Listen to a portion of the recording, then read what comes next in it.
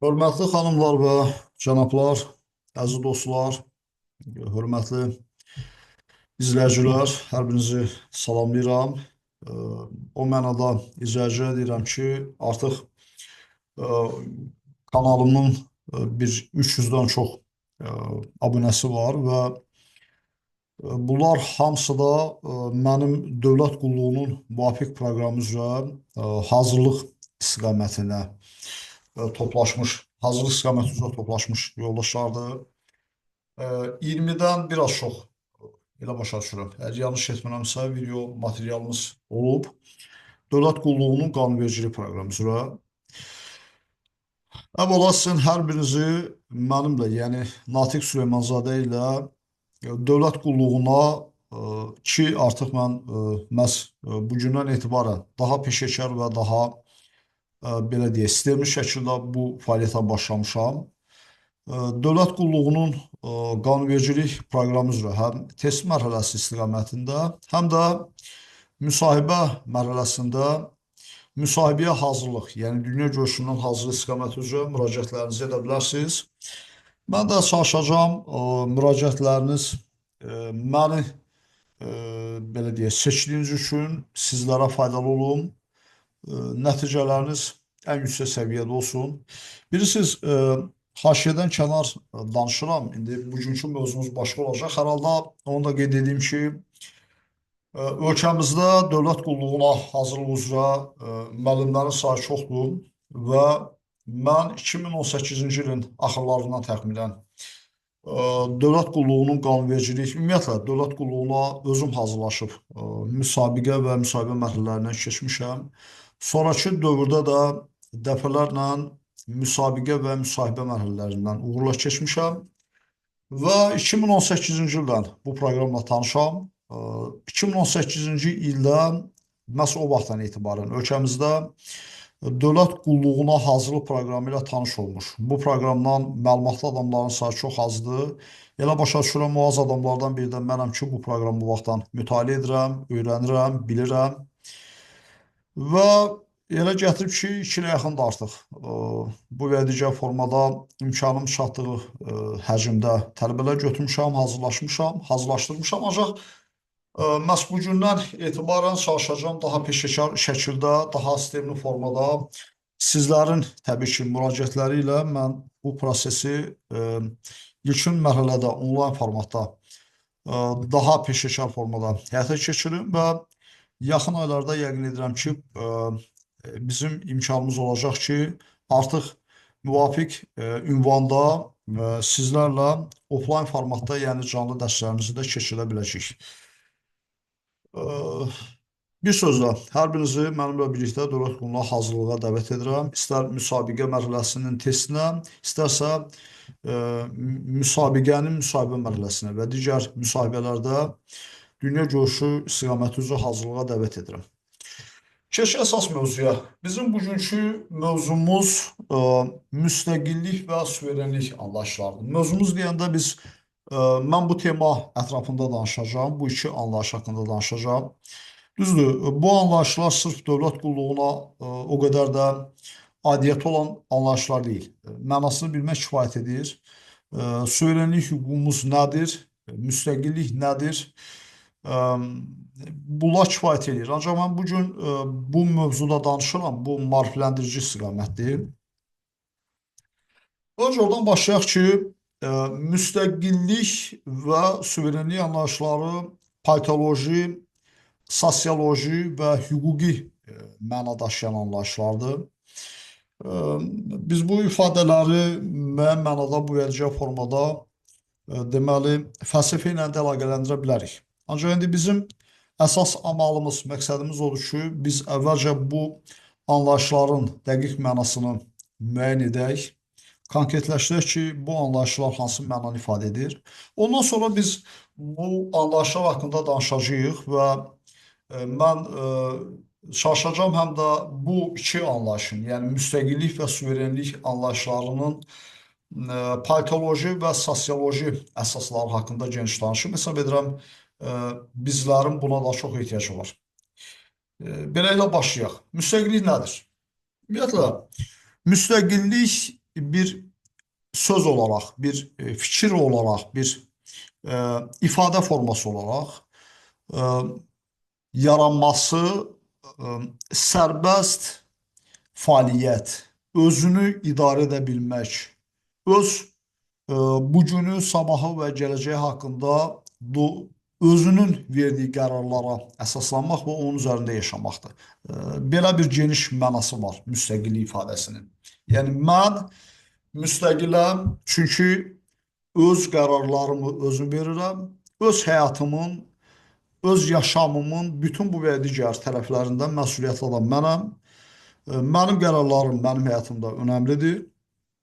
Bu qərarları başqa digər subyektlərlə e, e, belə deyək də müzakirə edə bilərəm, məşvərət edə bilərəm, ancaq başqa digər subyektlərin iradəsindən asılı deyil. Sonda qərarı mən verirəm, mənim iradəmdən asılıdır. Cənab Prezidentin məşhur bir ifadəsi var. Nəyi, necə və nə vaxt etmək lazım olduğunu mən bilirəm. İndi belə bir bu ifadənin üzərində də dayanıb müzakirə etmiyorlar. Yəni mən özüm haqqında, öz yaşamım haqqında nəyi, nə vaxt, necə etməliyəm, nə cür etməliyəm, hamısının qərarını mən verirəm. Bu müstəqillikdir. Mən müstəqiləm. Müstəqiləm çünki bunları mən edirəm. Bu bizim sualımızın cavabıdır. Ancaq burada bir neçə subyektlər var. Tutaq ki, bir biz var, cəmiyyəti ayrı-ayrı şəxslər şəklində müzakirə edirik. Tutaq ki, fərdlər formasında mən, sən, biz, siz, onlar və s. Ancaq bir də var biz cəmiyyət formasında, yəni bütöv formada müzakirə edirik. İnsan cəmiyyətinin ən müxtəlif formaları var. Müxtəlif qruplar var, müxtəlif təşkilatlanmalar var, müxtəlif sosial digər qruplar var, siniflər var və s. Ancaq ümumilikdə bütün bunların cəmiyyət sözünün də müxtəlif, cəmiyyət sözünün özünün də mənaları genişdir. Biz 10 nəfərdən ibarət insanı da bir cəmiyyət hesab edə bilərik, mahiyyət baxımından. 1000 nəfərdən ibarət insanı da bir cəmiyyət hesab edilir. İnsan cəmiyyəti, yəni cəmiyyət sözü cəm sözündəndir. Yəni insan toplumunu ifadə edir. Milyonları da bir cəmiyyət hesab etmiyorlar. Tutaq ki, bizim şimal qonşumuz olan Rus xalqını, Rusiyanı, Rusiyada olan bütün insanları, vətəndaşlığı olan, vətəndaşlığı olmayan, kənardan gələn, orada yaşayan bütün insanları bütün bir cəmiyyət hesab etmiyorlar. Qardaş Türkiyəni, biz Türk xalqını bütövlükdə bir cəmiyyət hesab edirik. Yəni Türkiyə insanından söhbət gedir. Eyni zamanda müsəlmanları, dünya müsəlmanlarını özünü bir cəmiyyət hesab edə bilər. Yəni dini topluluq, dini birləşmə onları o istiqamət üzrə bir cəmiyyət formasını gətirib çıxarır.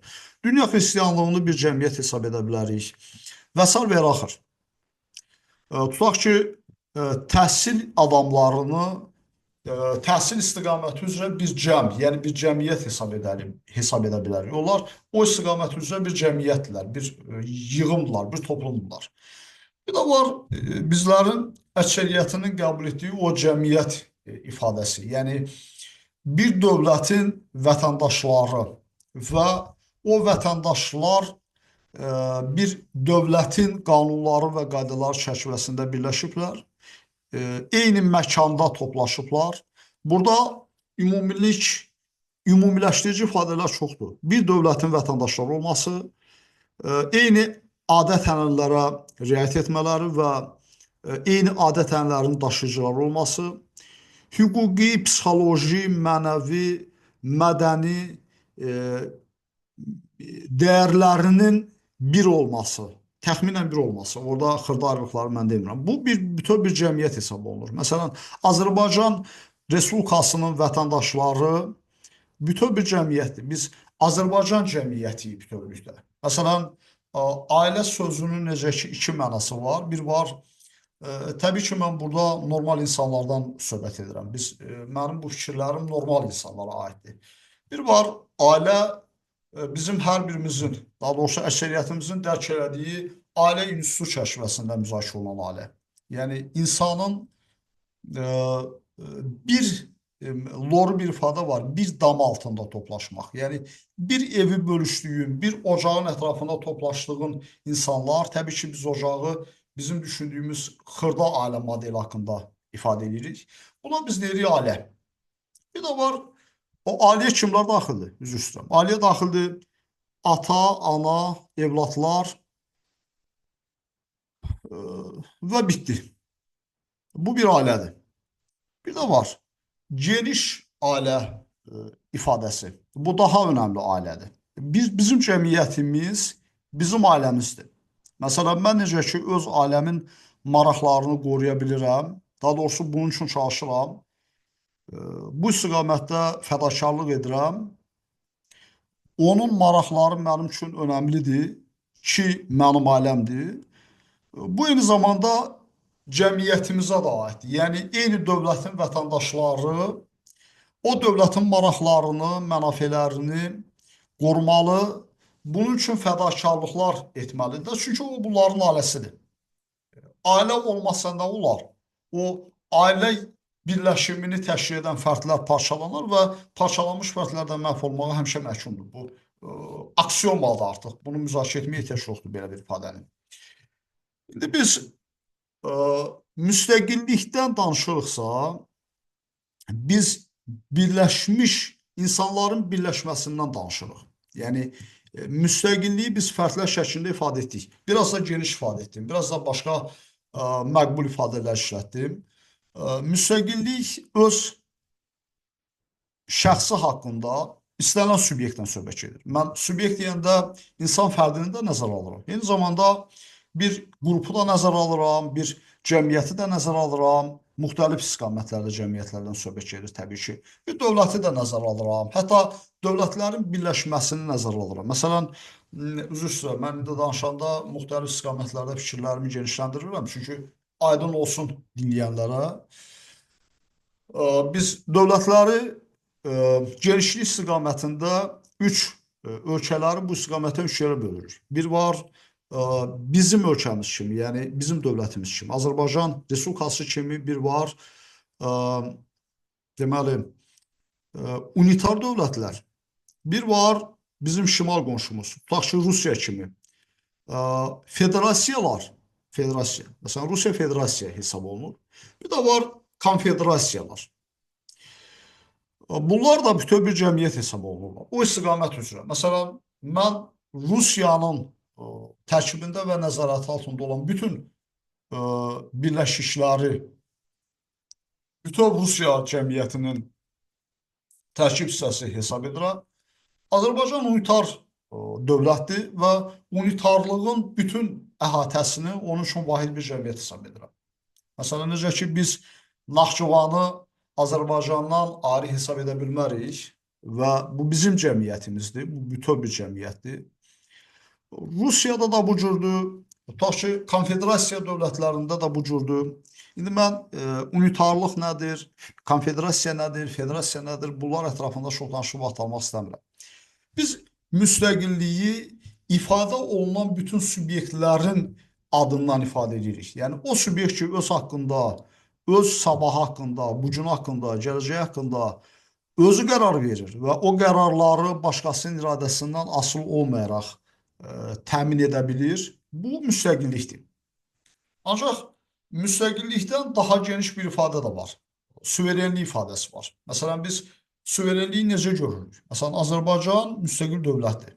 Müstəqil dövlət o mənada ki, biz öz qərarlarımızı özümüz veririk dövlət olaraq. O qərarları başqalarının, yəni digər dövlətlərin iradəsindən, daha doğrusu başqa dövlətlərin iradəsinin gücü ilə vermirik. Öz müqəddəratımızı özümüz həll edə bilirik. Azərbaycan xalqı öz suveren hüququnu, müstəqillik hüququnu təmin edə bilir. Çünki öz dövlət başçısını özü seçə bilir. Tutaq ki, qanunverici hakimiyyətə seçkilərdə özü qərar verir. Dövlətin və xalqın həyatı ilə bağlı ciddi məsələlərdə referendum keçiriləndə qərarı Azərbaycan xalqı verir. Biz bütün bu hüquqlara sahibik çünki müstəqilik. Müstəqilik çünki bu hüquqlarımız var. Bir də var, suverenlik ifadəsi var. Bu müstəqilliyin daha ciddi bir formasıdır. Daha doğrusu suverenlik beynəlmiləl tanışlıq ifadəsidir. Yəni bir var müstəqillik, biz müstəqilik. Bir də var suverenlik. Müstəqilik çünki qərarlarımızı özümüz veririk. Suverenlik çünki bu qərarları ölkənin daxilində və xaricində suverenlik, müstəqilliyin geniş mənada ifadəsi kimi qəbul olunur. Bu geniş mənada ifadə varsa, biz həm də suverenik. Müasir günümüzdə mən bunu hər halda bütün məsuliyyətimlə ifadə edirəm. Müstəqillik və suverenlik ifadələri həm də bir nisbi məna daşıyır. Məsələn, biz xüsusilə son aylar, mən son aylar ona görə deyirəm ki, çünki Birləşmiş Ştatlarda prezident seçkiləri keçirildi və seçkilərin nəticəsində keçmiş eks-prezident Biden komandası xanım deməli Kamala Harris neysə. Harris səs toplayıb qalib ola bilmədi. Komandanın növbəti bir komanda ilə əvəz olundu. İndi nəsə Amerika Birləşmiş Ştatlar politikasına danışmaq istəmirəm.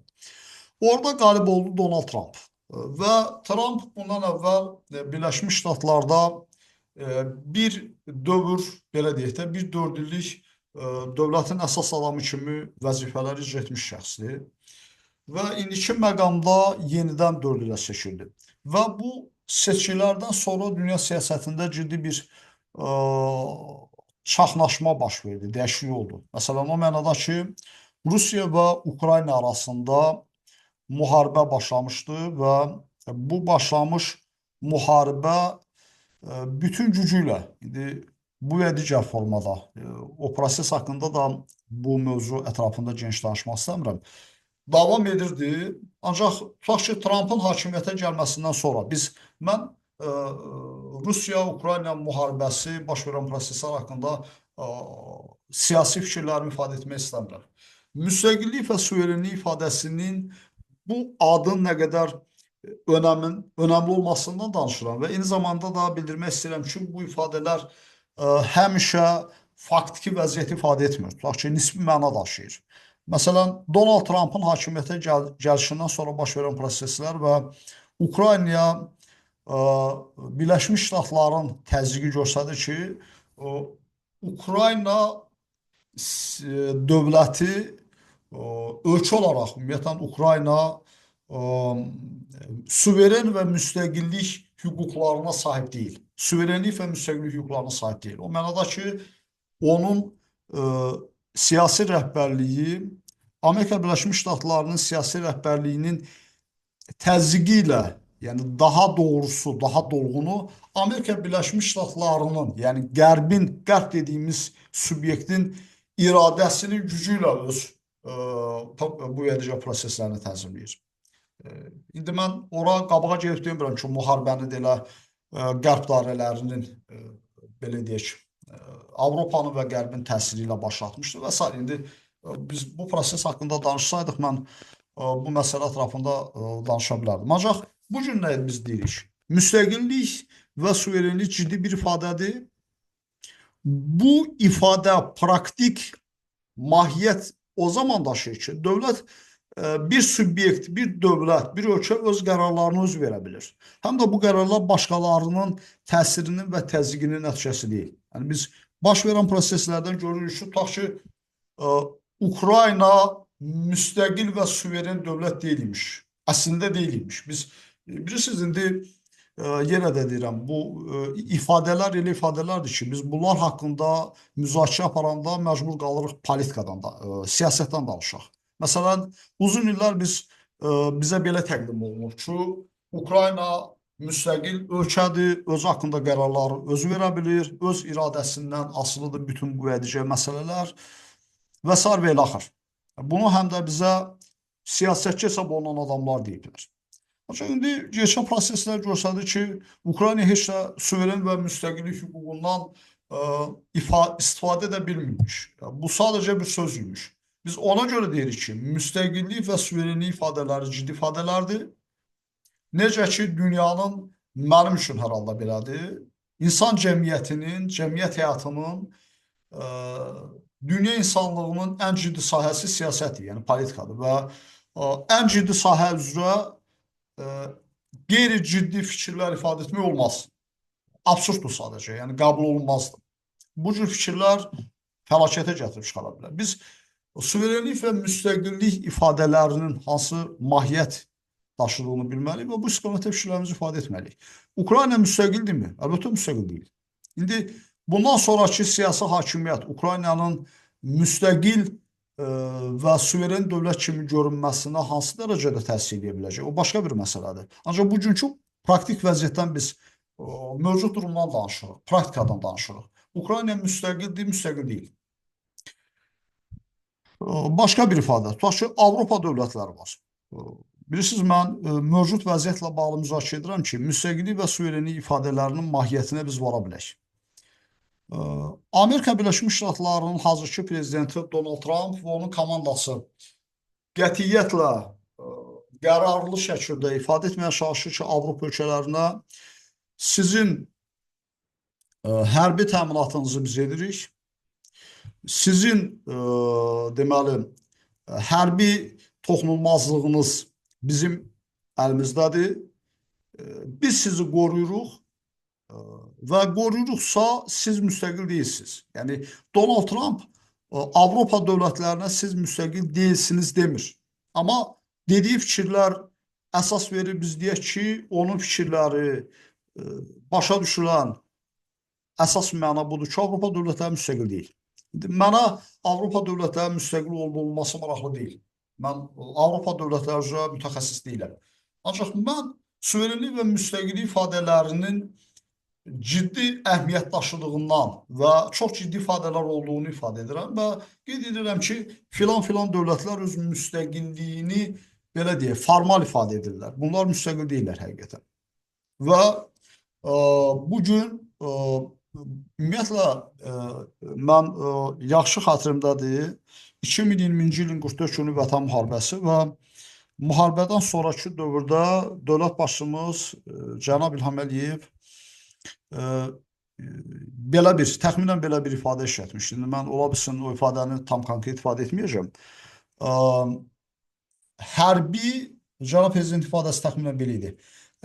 Biz gücə sahib olub öz hərbi baxımından, təhlükəsizlik baxımından özümüzü təmin edə bilməyəcəksə, gücümüz buna çatmayacaqsa, biz müstəqil ola bilməyəcəyik. Yəni, bir ölkənin müstəqilliyi, bir ölkənin suveren hüquqlarına sahib olması onun nə dərəcədə güclü olması ilə bağlıdır. Bunu biz daha praktik formada, daha aşağı çərçivədə belə müzakirə edə bilər. Paraleli belə gətirə bilər. Tutaq ki, bir fərd nəzərə alın. İndi biz xüsusilə kişilər bu məsələdən daha halidirlər. Zəif insan, biz qanunların aliliyini filan müzakirə etmirik. Sırf fərdlərdən və insan psixologiyasından danışırıq. Zəif insan, insan cəmiyyətində hüquqların aliliyi olmadan, dövlət qanunlarının təzyiqi və təsiri olmadan öz müstəqil fərd kimi yaşamını təmin edə bilərmi? Əlbəttə bilməz. Məsələn, siz zəif insanın əlindəki malın, mülkün, sahib olduqlarının əlində saxlaya biləcəyini necə düşünə bilərsiniz? Məsələn, biz daha orta əsrlərə və ondan aşağıdakı dövrə gedir. Tarixə biraz diqqət etsək görərik ki, əvvəlki dövrlərdə necə idi? Tutaq ki, bir tayfa daha güclüydüsə, hərbi baxımdan güclüydüsə, indi biz hərbi sözün indiki mənada başa düşməyik. Kimin qılıncı daha güclüydüsə, o digər bir tayfanın əlindəki bütün malı mülkü alırdı. Hətta onların başqa, belə deyək, toxunulmaz subyektlərini də onların əlindən ala bilirdilər. Bu nəyə sayəsində mümkün olurdu? Güclünün zəifin üzərində qalibiyyət təmin etməsi baxımı və suveren müstəqil hüquqa kim sahibi idi? Daha güclü olan sahibi idi də, düzdür? Və bütün bunlar bizə nəyi deyir? Sənin suverenliyi və müstəqilliyi sözdə təmin etmək mümkün deyil. Məsələn, müasir günümüzdə, mən bilirsiniz, bu barədə niyə geniş danışıram? İnsanlara bu və digər ciddi ifadələrin mənasını geniş mənada başa salan çox az adamlar var. Ümumiyyətlə, bu barədə danışan adamlar çox azdır. Danışanda da o qədər belə anlaşılmaz və qəliz formada danışırlar ki, insanlar başa düşə bilmir sadəcə. Müasir günümüzdə biz bu və digər ifadələrin mənasını dərk edirik, bilirik. Təbii ki, cəmiyyətin bir qismindən söhbət edirik. Əksəriyyət adamlar bu fikirlər, sözlərin mənasının maraqlı deyil onlar üçün. Başa düşürük, ancaq onun hansı dərəcədə əhəmiyyətli olmasını qəbul edə bilmirik. Yaxud nə demək olduğunu mən inanıram ki, bizim cəmiyyətimizdə müstəqilliyin, suverenliyin nə demək olduğunu bilən milyonlarla insan var. Ancaq o milyonlarla insanın içərisində yüzlərlə insan tapa bilərik. Ancaq axtarıb onlardan bir 50 mislində aşağı, 100 mislində aşağı insanlar tapa bilər ki, onlar bu ifadələrin praktik əhəmiyyətini dərk edə bilirlər. Yoldaşlar, mən bugün çalışdım müstəqillik və suverenlik ifadələri haqqında danışım. Bu sözləri müzakirə edim. Bunların praktik hansı əhəmiyyət daşıdığını sizlərə nəzərinizə çatdırım və sonda fikirlərimi yekunlaşdırmazdan əvvəl onu demək istəyirəm ki, biz 44 günlük Vətən müharibəsində yetərli hərbi gücə sahib olmasaydıq və torpaqlarımızı düşmən işğalından, terrordan azad edə bilməsəydik, biz öz bir ölkə kimi, bir dövlət kimi müstəqillik və suveren hüquqlarımızdan əl çəkməyə məcbur qalacaqdıq. Necə ki, indi Ermənistan sözün həqiqi mənasında müstəqil və suveren siyasət apara bilmir. Mən bayaqlarım buna oxşar digər fikirlər ifadə etdim. Bir dövlət öz hərbi təhlükəsizliyini təmin edə bilmirsə, özünü qorumağa qadir deyilsə, o heç vaxt suverenlikdən danışa bilməz.